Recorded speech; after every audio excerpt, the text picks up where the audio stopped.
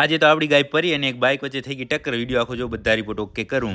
જય માતાજી મિત્રો. સવારના વેલા આપણે પાંદરા પર ગૌશાળાની ગાયો ચેક કરતા હતા, કારણ કે આ ગાયો માટે આપણે નવો એક આખલો લઈ આવવાનો. તો આપણે ગાયોમાં રાઉન્ડ મારી લીધો અને બધું ચેક કરી લીધું છે. આમાં 3 આખલા છે, એને મૂકી દેવાનો બહાર ને એક નવો લઈ આવવાનો. પછી આવી આપણે આપણી ગૌશાળા ને આપણી ગૌશાળાએ સવારના પરીના હિસાબે છે ધડબડાટી બોલી ગઈ અને જો અહીંયા કુંડી બાંધી છે અને શું ધડબડાટી બોલી હું તમને આગળ વાત કરું. અને આ મવડી છે આપણી ગાયો માટે લઈ આવી છે, ભેગી જ લઈ આવ્યા હતા 20 મણ. પછી આવી ગયા આપણે પાછળના વાડામાં, તો અહીંયા જો અવાડો ભરાવાનું કામ ચાલુ છે. હર્ષદભાઈ ઉભા છે ને આ એની લાટકી મલીર. અને મલીર ઘરે હોવાનું કારણ એ કે આજે આપણી પરી છે એની અને બાઇકની એક નોર્મલ ટક્કર થઈ, એમાં થોડીક થઈ ગઈ માથાકૂટમાં ગાયો બધી આપણી વિખાઈ ગઈ, એટલા માટે છે ઘરે. અને સાથે સાથે ચક્કી અને આપણી માયા ને એ પણ ઘરે જ. ત્યાંથી પછી આવી ગયા આપણે વાછોડા પાસે ને એની સ્પેશિયલ ડીશ એને તૈયાર કરી દીધી. પછી આપણે આપણી ગૌશાળાથી પહોંચી ગયા ઘરે. ઘરે આવી આપણે જોયું કે આ ફોગર સિસ્ટમ ની પાઇપ તો તૂટી ગઈ. પછી આપણે જોવા આવ્યા ફોગર સિસ્ટમ, તો ફોગર સિસ્ટમ જ હચોડી ગાયબ.